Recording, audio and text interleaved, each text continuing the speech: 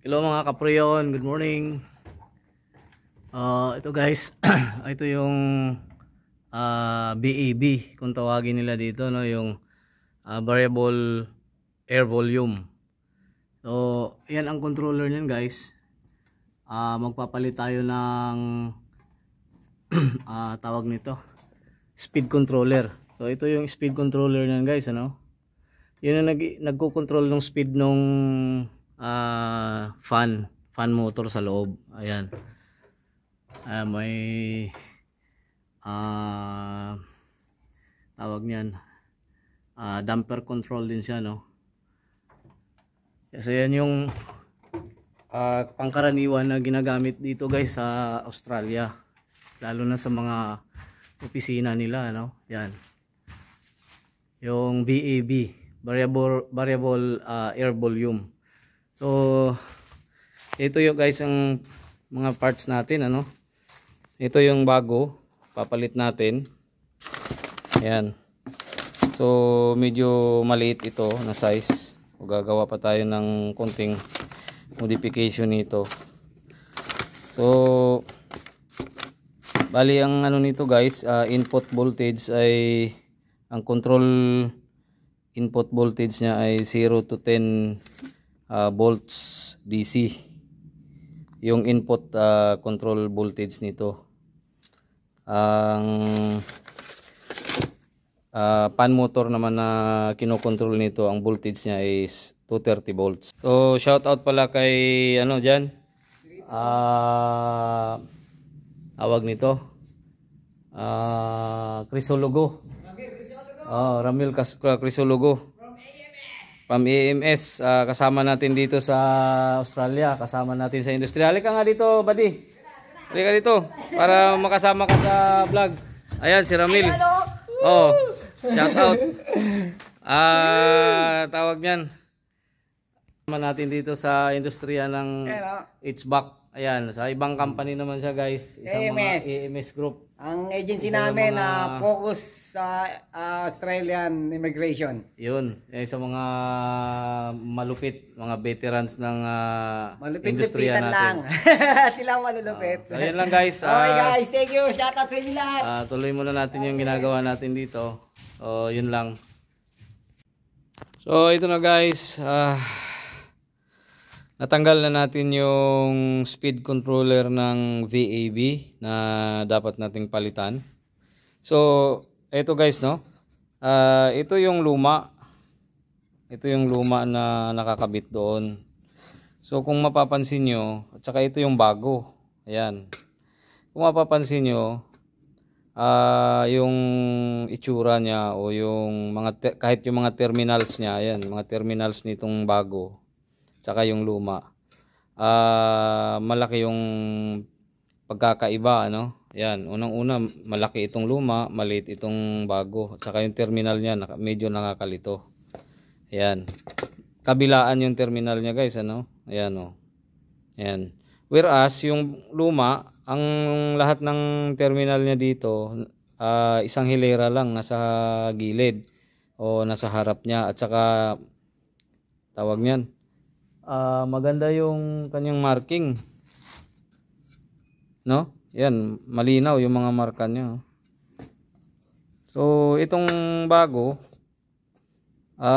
medyo tricky kasi kung makita nyo, ayan, mga symbols lang ang meron. Ito positive, negative, positive, ground. Kabila naman, ito meron siyang neutral line. Tapos ito yung load. So yun.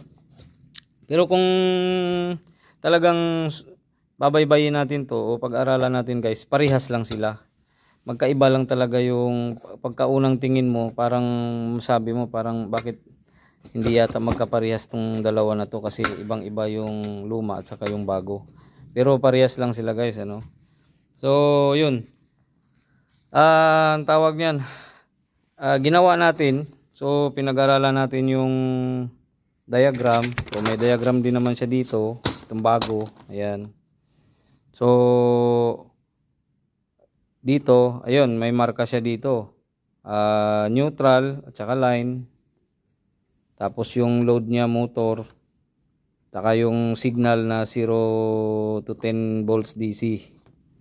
So ibig sabihin, ito lang yung mga terminal ang kailangan gamitin natin dyan. Yung 6 na to, 6 na wire, yan, 2, 4, 6. So yan, bali ang wire talaga niyan is 6 lang din naman. Ito, ginawa natin ng sarili nating diagram para maintindihan natin. So bali ito, 1 sa motor side, 2 sa line side, neutral line 1, 2, at saka yung sa signal 2. So bali 6. So yun na yun. Ang susundan natin dito ay yung load. Ang load natin dito sa luma is red and blue na wire. So ito yung pupunta ng motor. Tapos yung neutral at saka line dito, black and brown. Ayan. So sinundan natin yung ano nun doon sa sa wirings para hindi tayo malito. Tapos yung dito sa may signal na 0 to 10 volts DC is white and gray. So dalawang wire din, bali 6. So kung iwa-wiring natin dito yan sa bago, bingo na, di ba? So ito yung ibig sabihin, ito yung signal. Yung 0 to 10 volts DC. Yan. Positive, negative. Yung white and gray. So ito, wala na to. Hindi natin kailangan to. So dalawang wire dyan. Ikot natin sa kabila. Andito yung line neutral na kulay black and blue. So ito yung power supply linya. Tapos ito yung load sa motor. Red and blue. So sorry. So black and brown pala yung power supply niya, line 1 neutral. Black and brown, red and blue. So 2, 4, 6 wire. So parehas lang guys. Kaya importante yung ano guys, no, na ipapamiliarize natin yung tawag niyan, mga connections o electrical diagram. Importante maintindihan natin kasi minsan magpapalit tayo ng mga ganitong parts, magkakaiba yung itsura. So pag unang tingin mo, sabi mo kaagad parang hindi yata parehas yan. At kung hindi mo maintindihan yung wiring niyan, maaaring magkamali ka dyan. Masisira mo yung yung parts na ipapalit mo. So yun lang guys, kunting idea lang sa pagpapalit ng mga speed controller ng BAB. So ito yung napaka-common dito sa Australia, ang variable air volume. So laging meron silang ganito, speed controller, heater, ang tawag niyan, motorized damper, yan. Tapos ito, airflow switch. Ito, meron pang airflow switch dito guys. Ito yung tsura nya, yan. Yan, may connection din dito yan pag binuksan mo. Yan. So mini-measure nya yung airflow ng BAB natin para precise yung volume ng hangin na isusupply niya sa isang area. So yun lang guys. Huwag kalimutan na i-share yung mga video natin dyan para magka-idea yung mga kapriyo natin, mga kapwa technician natin. So ingat-ingat lang kayo lahat dyan sa trabaho natin.